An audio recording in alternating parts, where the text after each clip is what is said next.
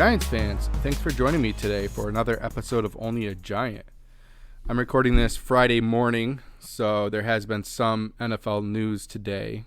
Robert Saleh has agreed to be the head coach of the New York Jets. Urban Meyer has essentially agreed to be the Jacksonville Jaguars head coach. Those are two pretty big signings. There is a third that it's not official yet, but it looks like the Atlanta Falcons are getting ready to hire Arthur Smith, who is the Titans offensive coordinator. Sounds like, he canceled a trip to another NFL team to interview with. I'm not positive what team that was. But it sounds like he's going to be the Atlanta Falcons head coach.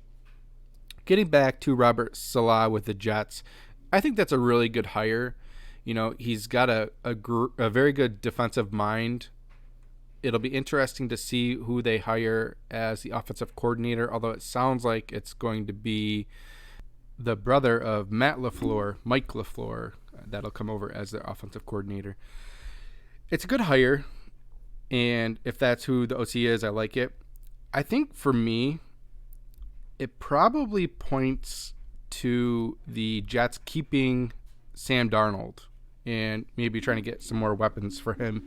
I guess my thought of it is, Saleh's a very defensive-minded head coach.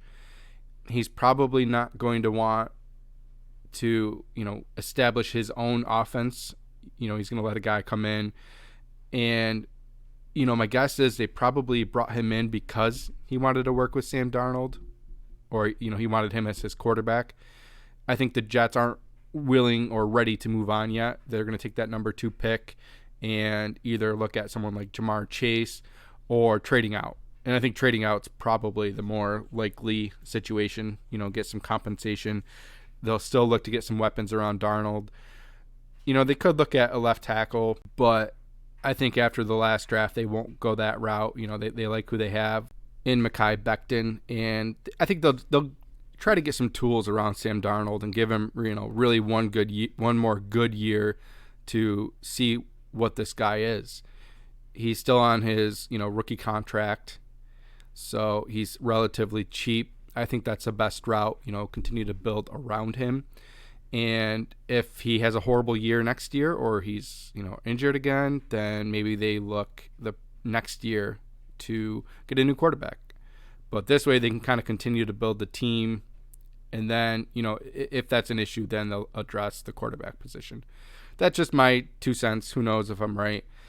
The next hire that we know of is Urban Meyer to Jacksonville. That should be interesting. We don't really know what Urban Meyer is going to do in the NFL. He's never been a coach. He's never been anything in the NFL. He's always been a college coach. He's always done a good job of getting talent out of his players, letting the talent shine. But it's a very different game, college football, compared to the NFL. So that'll be an interesting hire there. I think it is a good hire. I think it's going to draw fans, and that's something that the Jaguars really need to get some fan involvement.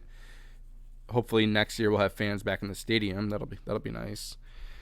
So there are still a lot of jobs left open. Detroit still needs a coach. Philly's looking for a coach. They have had rumors of Joe Brady planning on interviewing there, which is the offensive coordinator for the Carolina Panthers, was the LSU, I think, quarterback coach, or maybe offensive coordinator when Burrow was there.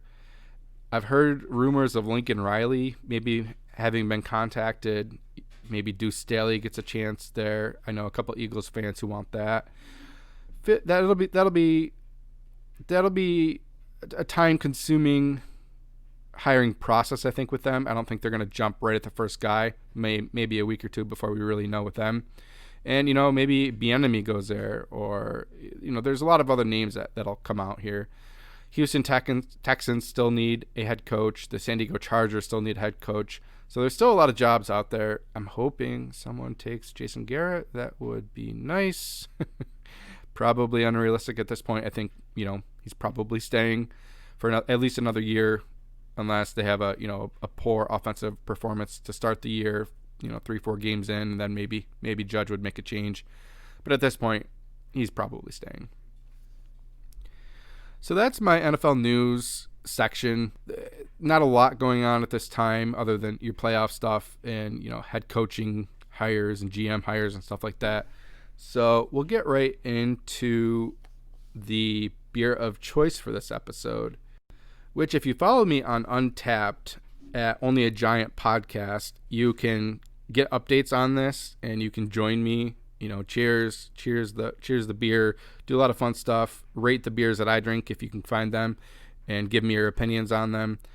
You can also find me on Twitter at onlyagiant_86. I try to be kind of active on there. I'm not trying to break news per se, but just give, opinions and takes and comment here and there. I don't want to get too much into the drama of Twitter. I prefer to stay away from that.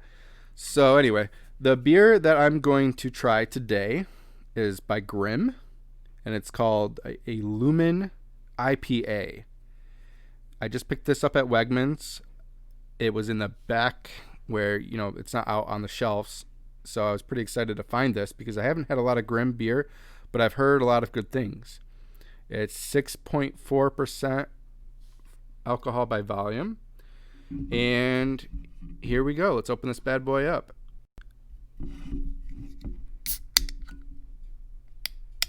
All right. So this does have a 4.18 average rating on Untapped.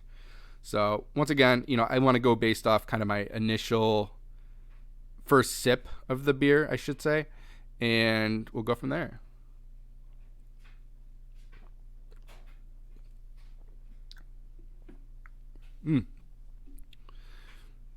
That is a good beer. So this brewery is in Brooklyn, New York. It's a little small thing here. So that 4.8, it's probably right around there. I mean, it's nice and smooth. Nothing crazy about it. No, crazy flavors or anything I'm noticing. It's enjoyable, but I wouldn't sit here and say it's like earth-shattering or anything like that.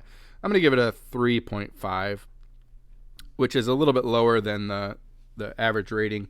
But, I don't want to just placate, Untapped and do exactly what everyone else does. I'll be opinionated on it. So, yeah, 3.5 is what I'm going to go with. Check it out on there and join me. If you can find that beer somewhere, if you're in the Syracuse area. I got that at the Wegmans on 57 in Liverpool. I haven't seen it anywhere else, but that doesn't mean it's not there. DeWitt always has a lot of good stuff like that.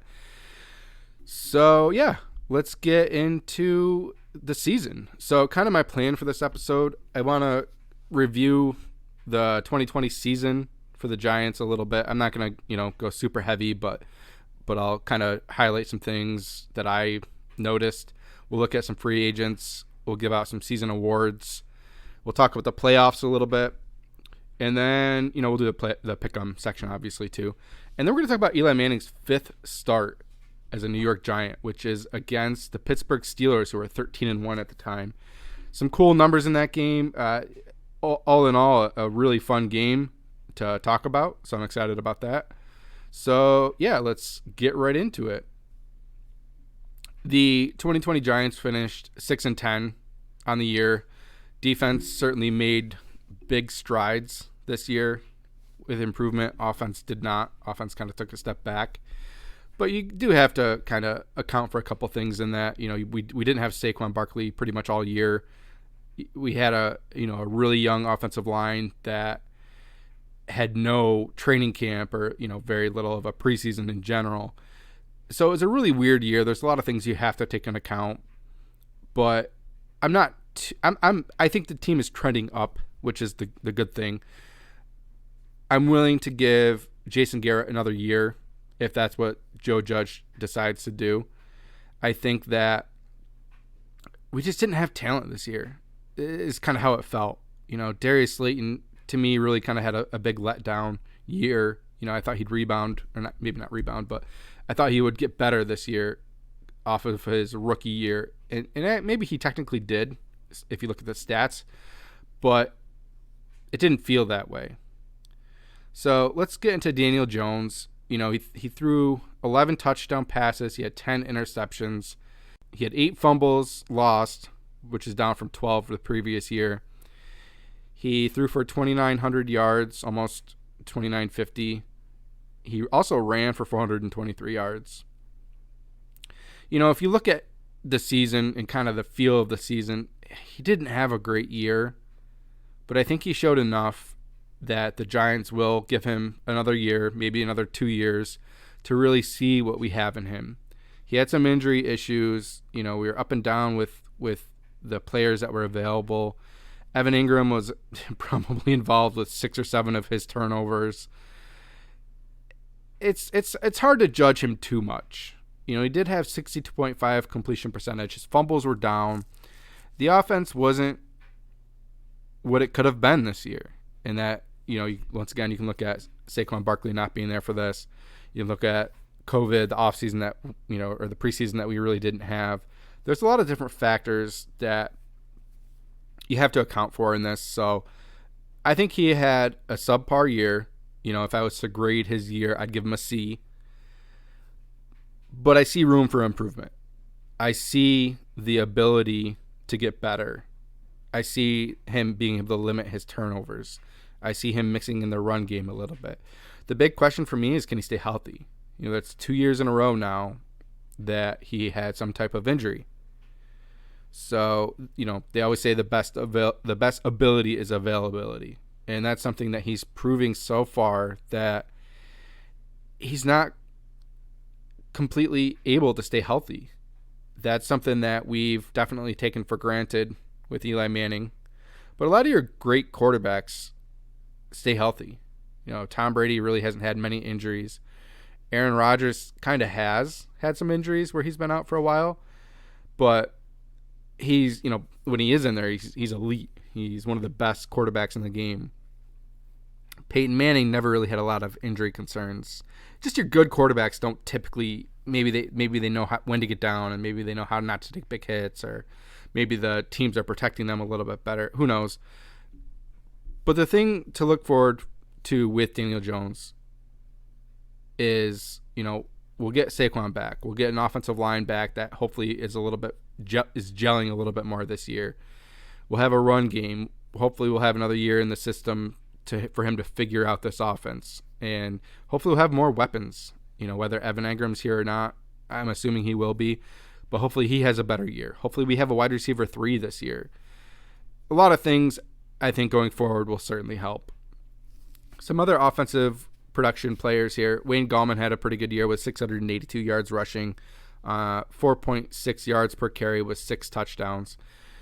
For coming in and kind of having this weird, Saquon goes down, and we obviously show right away when we bring Devontae Freeman in that we don't completely trust him as a lead back. I'm not sure why. Obviously the staff maybe hasn't seen what they wanted to see out of him, but eventually he gets the starting role with Devontae Freeman getting hurt, and he excels. I think he played quite well for the Giants this year when asked to step in.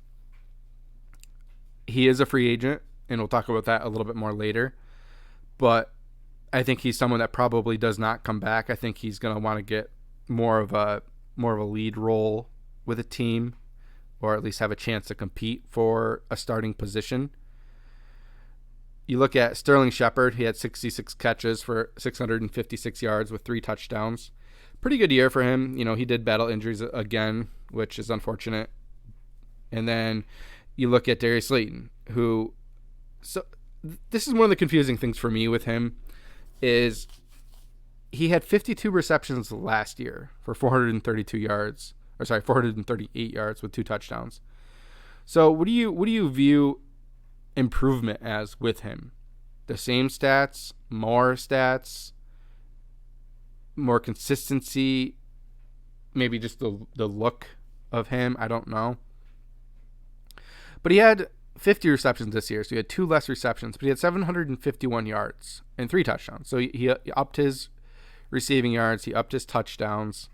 Granted, the touchdowns by 1, so nothing crazy. So, he did improve. So maybe I'm being a little bit hard on him, but I feel like he really disappeared this year. Started off great against Pittsburgh, and then just kind of disappeared the rest of the year. Maybe he's battling injuries.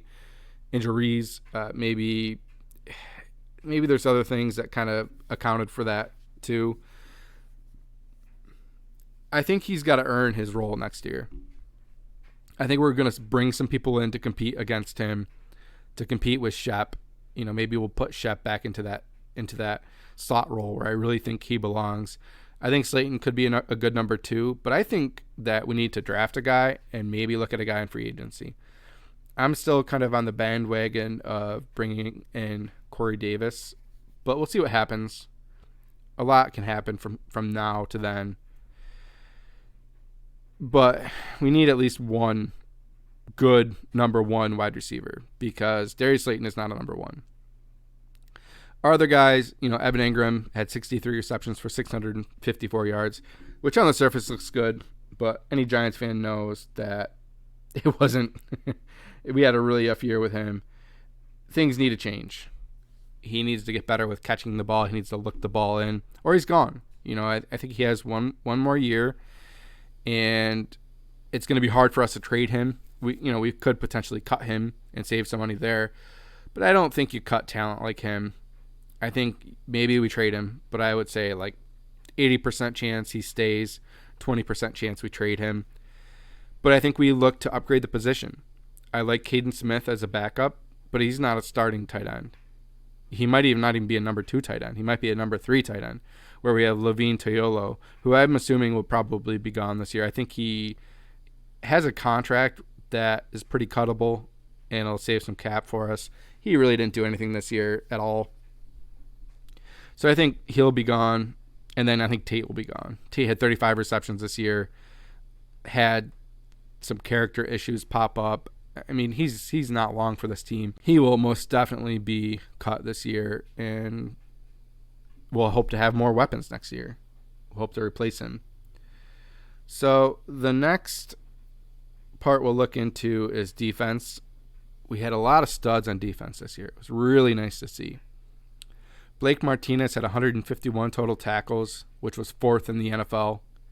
He had 3 sacks, 11 tackles for loss, 5 passes defended with an interception. We haven't had that type of production since, Antonio Pierce. And I don't know if he's ever really had a year like that. That's a year for a Giants linebacker that we haven't had in years. So, guys, really appreciate him. He's going to be a staple of this defense going forward. He's going to be a leader on this defense. I'm pumped about his future with the Giants. Next, Jibril Peppers had another good year. Or I shouldn't say another good year. He had a good year. He had 91 tackles, 2.5 sacks, 8.5 tackles for loss, 11 passes defensed, an interception. And it just felt like big hit after big hit after big hit. He had a couple little lapses in coverage, but he proved he was better in coverage than someone like Landon Collins to me. Jibril Peppers just feels like he was like a Swiss Army knife in this defense. Kind of like, Logan Ryan was too, but Jibril Peppers was just everywhere. I think he, this year, was someone that just improved by leaps and bounds with this coaching staff. I think Patrick Graham coming back was big for him and Blake Martinez, but Jibril Peppers was used the right way with Patrick Graham. Had we brought in another defensive coordinator who, I don't know, maybe didn't like safeties as much or didn't want to prioritize them as much, that may have been different. Betcher never seemed to prioritize safeties. Like guys like Antoine Bethea, let's just be real there. So I'm looking forward to him next year when he really gets even a better grasp on this defense. We get some more talent into this defense. That's one thing that I really hope. I know we need to fix the offense this year. I just hope we don't settle defensively. We need to get more talent defensively. I do like having, the young guys that we have on this defense. I like the young corners that we have on this team, but we have to bring in more people to compete and make this defense better. We had to rotate coverage a lot to the CB2 spot.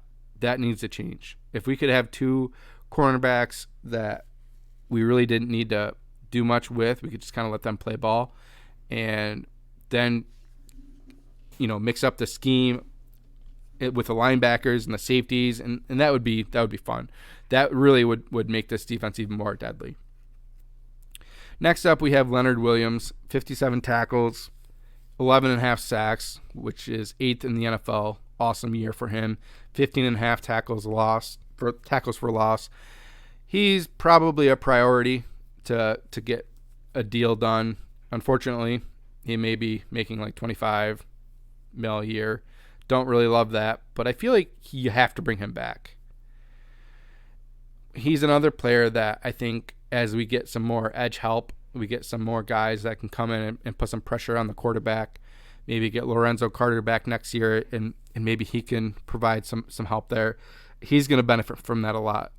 I don't expect 11.5 sacks next year. I think that was a great year for him, but maybe not realistic to put up every year.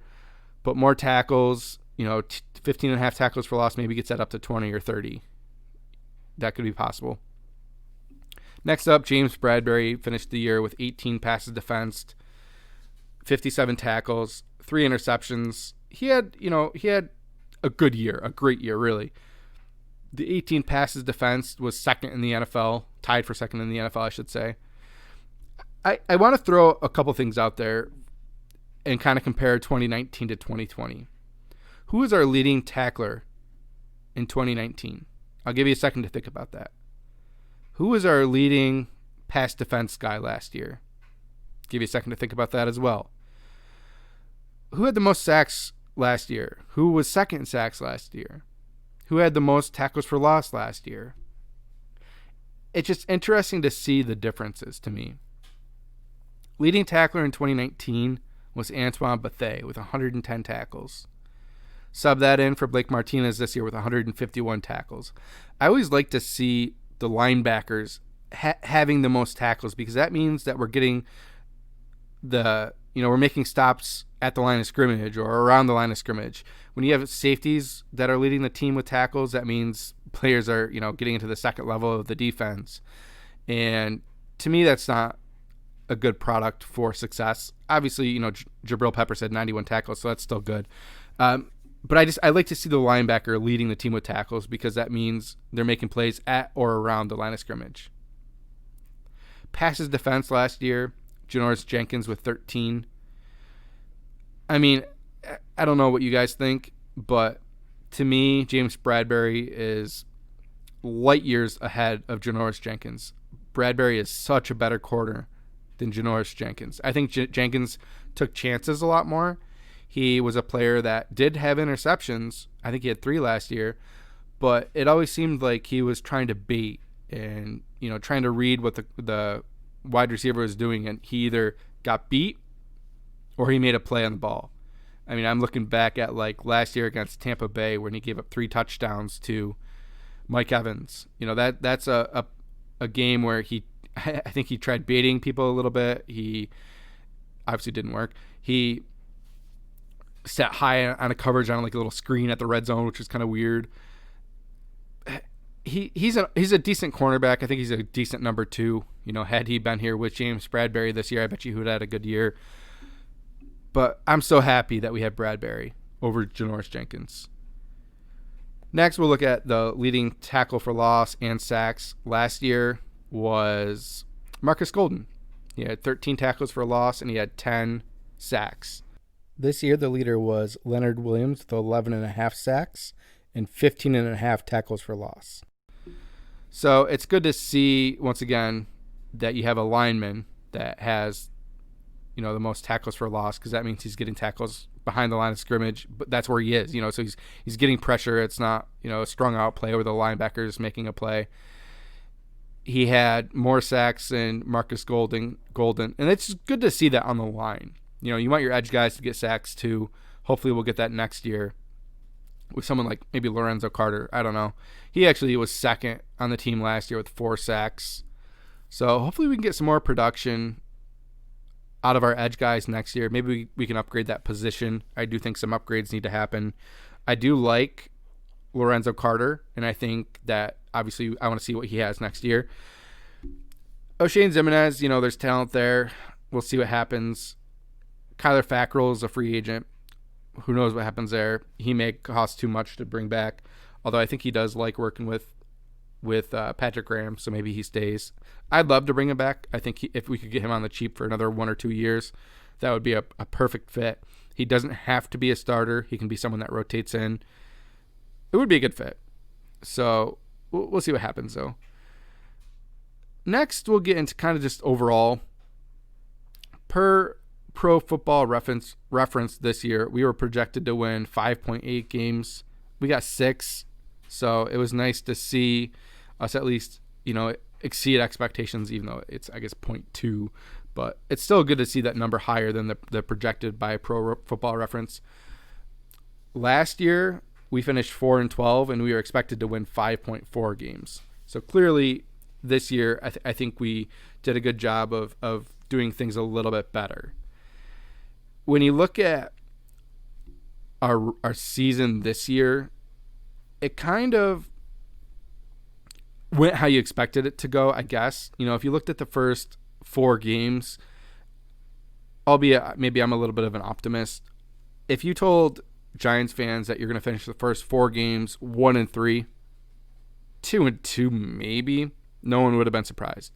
Steelers opening week, Bears after that, 49ers after that, and then Rams. That's a tough schedule. Throw in the fact that we had no offseason. Everything people were learning was through virtual. We had no preseason games. We had such a young team, and our rookie class had such a big impact on this year. That was the first 4 games in the NFL. So looking back, it certainly makes sense to me that we lost to the Steelers, albeit at least we gave them a fight. We lost to the Bears 17-13. We lost to the 49ers. That was really one of the few blowout games we had. 36-9 we lost. We lost to the Rams 17-9. But you look at the Steelers, you look at the Bears, you look at the Rams. We were in every single game. But 0-4. You go to the Cowboys game. That was a heartbreaking game. We lost 37-34. We were up 14-3 in the first quarter. Everything is going good. I think Dak got hurt somewhere. Maybe it was the third quarter when he got hurt. And then the second quarter hits, and things just kind of go downhill quick. Halftime hits, and we're down 20-24. We kind of make a late run, but just never really got back into it. But that was a game that was ours. We should have won that game. Yes, Dak Prescott did not play the whole game, but look at his numbers from the game. He was 14 of 21 for 166 yards and an interception. Andy Dalton came in, 9 for 11 for 111 yards. We were a play away from winning that game with that fake field goal at the red zone where we threw it to Evan Ingram, and unfortunately we had the penalty. That was a game that to me was it was just kind of a heartbreaker, The other 4 games, yes, you wanted to win those games, but we were able to put up points. We're in Dallas. I want to beat Dallas there. Obviously, later on in the year, we beat them, which was awesome. I like the future of the NFC East with the Giants right now. I think we're in a good place. But we lose to the Cowboys there. Injured Dak. Hopefully he comes back healthy. I don't ever want to root injuries on anyone. I don't like injuries. It's part of the game, unfortunately. But what the Cowboys do going forward will be really, really interesting. They do have the pick right in front of us in the draft. They're at pick 10. We're at pick 11. Do they franchise Dak again? Do they look at drafting a quarterback? Do they try to trade for someone? Really going to be an interesting offseason with them. Dak wants money. He wants security after dealing with this injury. He should come back healthy. I think it was just a broken ankle. That's at least an injury that you can certainly come back from. That'll be interesting to see what Dallas does going forward. So 0-5 starting the year. We get into the 6th game of the year and we beat Washington. Close game. I think Riverboat Ron, that was a game he went for 2 at the end to win it and didn't get it. We get a win, 1-5. After the Redskins game, we go to the Eagles, and that's unfortunately another game where we lose pretty much one play. Really just shows the loss. and that's an Evan Ingram drop on third down. Well, we're still leading at that point, I guess. So really, then you could look at the Jibril Peppers play where Boston Scott caught the ball over him. But just another game where we were a play or two away from winning. I mean, if we won that game and then we won the Dallas game, we're sitting at 3 wins. So we're at that point, we're 3-4. I mean, how nice would that be instead of 1-5? It is what it is, though. It's a loss. But we show fight. We go to Tampa Bay next, and unfortunately that's probably Daniel Jones' worst start of his career. A game that, man, we're still right there. We lost 25-23. Yes, we did score a touchdown to kind of make it look a little bit closer than it was, but that whole game we were there. It was just kind of one mistake after another for Daniel Jones. He rights the ship after that against Washington again, and we get a win, 23-20. Nothing crazy in that game. I mean, we did what we had to do. It wasn't necessarily pretty, but it was a win. And it was a win against the NFC East. So you really cannot complain about that. After that, we have another NFC East game against Philly, and that's a game where we win 27-17. Kind of a game where we dominated. Everything went well. It at times kind of got close, I believe, but we did enough to win, and I think that loss really kind of spiraled the Eagles a little bit and led them to where they are right now, honestly. So after that game, we have, 3 wins. We beat the Eagles. We beat the Washington football team twice. Hey, I got it right. Woo. So we have 3 wins at that point, and we go into the Bengals game after that. We beat the Bengals. That is, unfortunately, the game that Daniel Jones gets hurt and he ends up missing the next start. Really probably should have missed the next 2 starts, but that is what it is. We get that win. We end up beating the Seahawks the week after that, which was, honestly, that was a really big win. I think that game, to me, granted, the Seahawks kind of had a weird year this year, but I felt like that was the first win that felt like almost kind of a team win. Colt McCoy did play good for what we asked him to do. Wayne Gallman had a really good run, and our running game actually played pretty well. But that was like, we beat a good team. No one really did anything specific that like they were the reason we won. It was just good to see a good team win right there. Unfortunately, we go into playing the Cardinals the next week. Everyone's kind of riding high at that point. And we lay an egg. Daniel Jones probably should not have been playing that game. He hurt his other leg that one. Just a bad look. Bad game. 26-7 loss. Nothing went right. The following week, we play the Cleveland Browns, who are still alive in the playoffs. They won 20-6. Colt McCoy led game.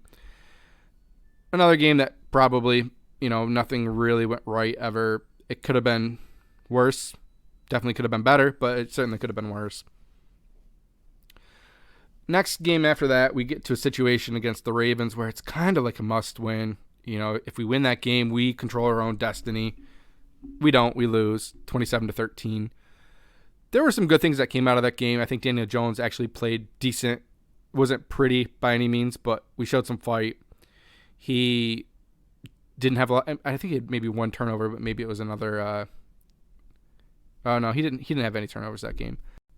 We didn't play well enough that game. Next, we end the year against the Dallas Cowboys, and we win. Big win. I think really that's probably one of the bigger wins on the year for us. Just to show that we can beat teams in the NFC East. We beat Philly this year. We should have beat them twice. We beat Dallas this year. We should have beat them twice. Winning games in the NFC East is going to be one of the most important things that we can do to control our playoff chances. We're kind of in a good point right now where I would say we're one of the few teams that might be trending up. Obviously, Dallas is still a very talented team, But they have a lot of questions right now. They don't know who their quarterback's going to be. Their coach is kind of a bum. Mike McCarthy is a bum, man. He is not a good coach, which is surprising to hear me say, personally, because I was pretty high on him when we had the chance to interview him and possibly see if he was a good fit for the Giants. I'm very happy we did not sign him or bring him in as our coach. Redskins don't have a quarterback. What do they do next year? Do they lean on Alex Smith again? Do they look at Kyle Allen? Do they bring in a guy? I think they bring in a guy, whether it's draft or free agency. They have a good defense, but a lot will depend on what they do at that quarterback position. And then Philly is just in disarray right now. You kind of got to assume Carson Wentz is done there. It's going to be hard for them to get out of that deal. They're probably going to have to try to trade him. Maybe they can work on some type of contract restructuring. I don't know. I don't know the complete ins and outs of that. They're going to have to do something, though, to make him available via trade. And then, that I guess that'll also depend on the coach you bring in. Maybe the new coach can smooth things over and they'll plan on starting him, but I doubt it. Let's be real. So I feel like the Giants going forward might be the team to win the NFC East next year. I'm not sitting here and saying we're going to be 12-4, 13-3 or anything like that. I could see, 9-7 though. I could see maybe 10-6 as being a possible record for next year. A lot will still depend on what we do in the offseason. That's obvious, but I guess we'll kind of get into the offseason though, because we do have a lot of free agents to look at. Dalvin Tomlinson, Leonard Williams, two guys that I think we need to bring back. It's going to be tough. It's certainly doable. We have, Kyler Fackrell, free agent. Cam Fleming, free agent. Two guys that I certainly think we could bring back. Fleming, the way he finished the year, I wouldn't be shocked to see him come back on another one-year deal and start the year as a starter, but maybe next year Pert eventually takes that over. I don't know. We'll see. Next, Colt McCoy's a free agent. I don't mind what he did. I think he stepped in well when we needed him. But I think we need to upgrade the backup quarterback position for a couple of reasons. I'm not saying we need to sign someone to a 4-year deal and pay them too much money, but we do need to sign a better backup quarterback. Daniel Jones has proven that he can't stay healthy, at least so far. So let's get another guy in as a backup who, if we need him, can step in and play. Bring in Ryan Fitzpatrick next year. I don't know. Someone that if Jones does go down, we still have a chance to win games. Next, we have Nate Ebner as a free agent. And that'll be an interesting position because, Cody Core, I'm assuming, will come back next year. But he did sign an extension, and I think he could be someone that could be a cap casualty. We'll see. Do they sign Nate Ebner? I know that's kind of a Joe Judge guy. Maybe he'll be cheap. I think he played well on special teams, but, man, I hate seeing him on the field on the defense. So hopefully, if we bring him back, it's just strictly for special teams. The list just keeps going. Deion Lewis, Austin Johnson, Jabal Sheard, Alfred Morris, Casey Kreider, Adrian Colbert, and Wayne Gallman. Gallman's gone. I think he's going to look to get a starting role somewhere, or at least a chance to compete somewhere for a starting role. He does not have a lot of wear on his tires. He has not had a lot of carries in the NFL. I think he has earned that chance. Where it is, I couldn't tell you. I don't think it's with the Giants, though. I think even if he does accept a backup role somewhere, I don't think we're going to be willing to pay that position. I think we'll, look at some undrafted guys. Maybe we'll bring in a veteran. Who knows? I think something will happen there. I don't think he's back. I don't think Deion Lewis is back. Maybe Alfred Morris comes back. Maybe Devonta Freeman comes back. Those both are honestly pieces I could see coming back more than I see Wayne Gallman coming back. So that's our free agents. We'll have a lot of decisions this year to see what happens going forward. Next, we'll get into the season awards, and it's kind of tough. it's kind of tough this year to do the season awards. I think my MVP for the team this year is James Bradbury. He locked down the cornerback position where we really didn't know what was going to happen this year. All the stuff happened with DeAndre Baker, who, presumably you would think would be the number 1 or the number 2. And we cut him, and it's like, shit. What are we going to do at cornerback right now? Our defense was so bad last year. I don't think anyone expected the defense to play as good as they did this year, despite not really having a cornerback too. Julian Love stepped in good at the end of the year, but I'm going to go Bradbury, second in the NFL with passes broken up, big play after big play, shut down big receivers. Honorable mentions for that. You got to go Leonard Williams. You got to go Blake Martinez, but James Bradbury is the MVP of this team. The defense would not be where we were this year without him. You could kind of say the same thing for Leonard Williams. You could kind of say the same thing for Blake Martinez, but that's where I'm going. Offensive Player of the Year, Wayne Gallman. I would say there's not a lot of other options at this point. Sterling Shepard kind of finished the year strong. That's about it, though. Wayne Gallman ran the ball well when he came in for Saquon, and I think he did enough to be the Offensive Player of the Year for the Giants. Defensive Player of the Year, we'll go Leonard Williams.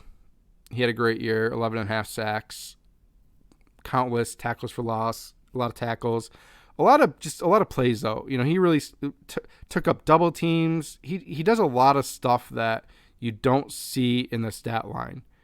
That's why I think he's going to be one of the keys to bring back. But I still think we need to bring him and Delvin Tomlinson back. But we'll see what happens going forward. Most improved, Nick Gates, hands down. This was a guy that played right tackle and right guard last year for us. Had never been a center before. In the offseason, started taking snaps to see if he could learn that position. Maybe that was a directive from Joe Judge when we hired him. I don't know. I remember last year, around this time actually, Bobby Skinner was beating the drum for Nick Gates to be our center next year. And I'm like, where is this coming from? He's never played the position. Obviously, Bobby Skinner knew something. Or maybe it was just a lucky guess. I don't know. But most improved player by far is Nick Gates. He went from even kind of like week 1 being probably one of the worst worst centers in the league to, I would say, top 10 in the NFL right now, and improving, getting better. He's still learning the position.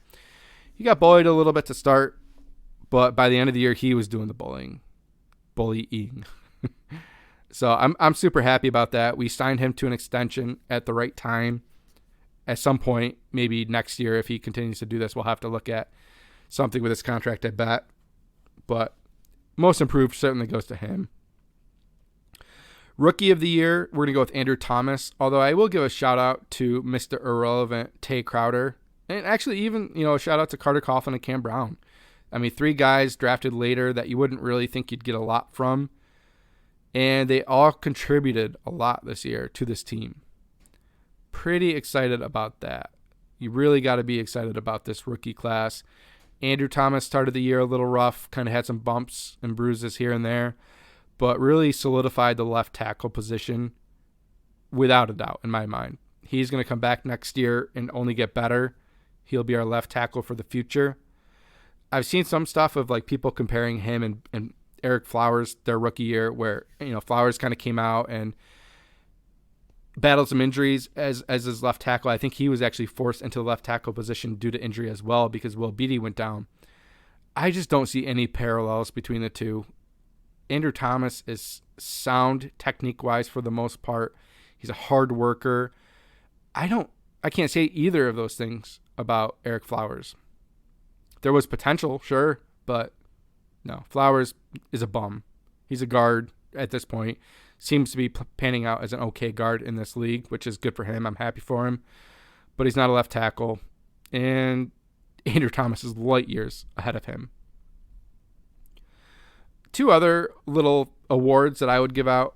Most underwhelming to me is Darius Slayton.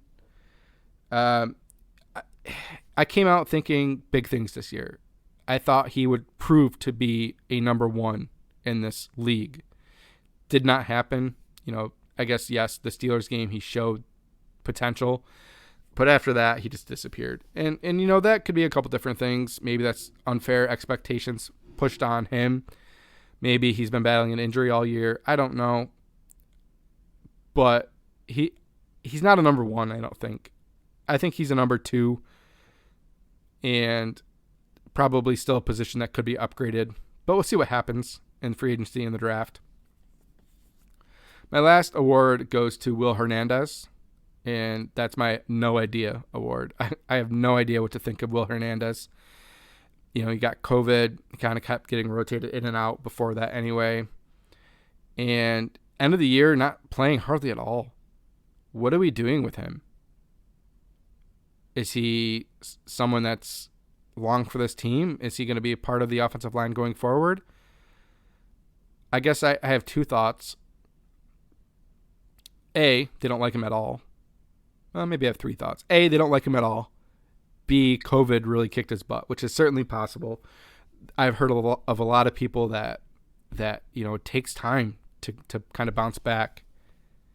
C, this is a possibility, I suppose. Maybe they've seen enough of him. They know what he is. They like what they have in him. And they want to see if Shane Lemieux is part of the future of this offensive line. So maybe they just wanted to give him the looks. Maybe they wanted to see what they had in Zeitler, really, really get a good hard look to see if he's someone that's worth keeping with this contract. Maybe Will Hernandez is part of this team, and they just wanted to see more of everyone else. Joe Judge has said this multiple times. They're always going to be looking towards the future. So maybe that has something to do with it. I don't know. So that's my season award, guys. We'll get into the playoff matchups next. So your Saturday game, the 4:30 game, 4:35, is the Rams at Packers.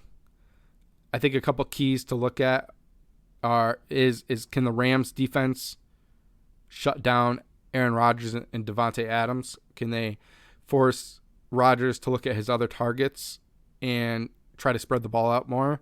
Rams defense is legit, but so is Aaron Rodgers. For the Rams, they're going to have to try to run the ball and try to take the pressure off Jared Goff. He clearly is not healthy still. I believe the backup just got ruled out this week, Wolford. So it's going to be on Goff, and then his backup is going to be Blake Bortles. Can they run the ball consistently and keep Aaron Rodgers off the field and protect Jared Goff and take pressure off Jared Goff? That's the question for me. I don't think so. I think Packers win by 10. Aaron Rodgers is the MVP of this league. He's off to prove something after the Packers drafted a quarterback. Packers win. Next is Saturday night, Ravens at Bills. This is going to be a fun game. Going to be a cold game. Might have some snow. I've kind of heard mixed things on that. There could be some snow. Lamar's never played in snow. It's going to be a cold weather game. Can Lamar Jackson produce in cold weather? That's going to be a question. Is he going to be able to, run the offense how he has all year? For the Bills side of it, can Josh Allen spread the ball around if the Ravens try to take away Stephon Diggs? Because that's what I would try to do if I was the Ravens. Get pressure on Josh Allen, take away Stephon Diggs, and see if they can force him to make mistakes. He's done a really good job this year of not making mistakes and of scrambling and hitting his tight ends and some of his other receivers. Prove it. This is a game to prove that. Prove that you're legit, Josh Allen. Prove that the Bills' defense is legit. I love Sean McDermott. He, to me, is the coach of the year. I said that 4, 5, 6, 7 episodes earlier. He is someone that, when he was with the Panthers, I loved him. He would have been someone I wish the Giants could have gotten had they been hiring at that point, but they weren't. Bills win by 3. Going to be a tight game. Going to be a tough game. There will be fans at the stadium for the Bills. I think the Bills had a playoff game last year. They got that kind of out of their system, being new to the playoffs again. They won a playoff game this year. Go beat the Ravens. Go beat the Ravens. Play the Chiefs in the AFC Championship game. How awesome would that be? Bills win by 3. Next is Sunday. Browns at Chiefs. Can the Browns exploit the Chiefs' inability to cover the tight ends? The Browns' offense is very run heavy, but it's also very tight end heavy. They like to run 2 tight end sets, 3 tight end sets, and they have 3 good tight ends. So can they use their run game and play action game to get the tight ends the ball and control this game? For the Chiefs, can they come out hot off a bye and show they're still one of the best teams in the NFL? I think the Chiefs win this game by 7, but this is the game that I would circle as being the most likely to be an upset. Browns are just playing good football right now, man. They really are. Their coach hasn't coached. Their coach is coaching right. Baker, unfortunately, or fortunately, I don't know. Baker's playing good football. They have 2 good running backs. They just have a good team. This is honestly the game that I would circle as my upset potential game. Lastly, we'll go to the battle of the old guys. Buccaneers at Saints. Can the Saints defense hit Brady? Get to Brady? It doesn't always have to be sacks, but can they get him off his feet? Can they smack him around a little bit, make him, force him to throw the ball a little quicker than he wants to? And for the Tampa Bay Bucks, can Tom Brady protect himself? Can they run the ball? Can he get the ball out quickly? I'm going to go Tampa on this to win by 7. I think it's kind of like one of those situations where it could be kind of a sad ending for Drew Brees. We'll see what happens. Got to assume he's retiring after this year. Who knows, though. Tampa by 7. So, that's it for the NFL section. A little awkward lead into to the next. So I guess next we'll get into Eli Manning's 5th start, which is, I think, the first start of Eli Manning's career where you think, oh, wow, okay, maybe we're seeing a little bit of what Eli can do. So it's the Giants are sitting at 5-9. The Pittsburgh Steelers are sitting at 13-1. This is the first matchup versus Big Ben. It's actually a Saturday game. I'm in high school at this point, so I remember this game quite clearly. I wrestled. I was a big wrestler at where I went to school. I went to school in Oxford, New York, if anyone knows where that is. We were at a wrestling tournament in West Islip down in Long Island. This is a tournament that I won. I think I just won the first place match, and I think I ran off the mat and checked to see if I could find out what the score of the Giants game was. Cell phones weren't really prevalent at this point. 04, 05, they aren't what they are today. I think I had a friend's phone that I kept using to try to look at the score, but I wasn't getting any good service. Getting on the internet with your cell phone was kind of weird back then. And I just remember a couple times I'd get a couple, from the radio or something, little tidbits on the game. And I was like, yes. So it's kind of a cool little memory going from, wrestling in a first place match to scrambling down to see what the Giants were doing. Game started off great for the Giants. Willie Ponder had a 91 kickoff return for a touchdown. And you're like, woo, good start. The Steelers answer right back. Antoine Randall L. throws a touchdown pass to tie the game. That's a name of the pass right there, Antoine Randall L. Always a really good player. Loved watching him. Giants try to answer right away, and they get a touchdown pass to Jeremy Shockey. Giants are up 14-7. Steelers come right back. It's this game kind of goes this way. And they had a field goal, make it 14-10. Then Big Ben hits Antoine Randall L. for a touchdown to go up 14-17. Steelers add another field goal to go up 14-20 at half. Second half starts, and it kind of just goes the same way.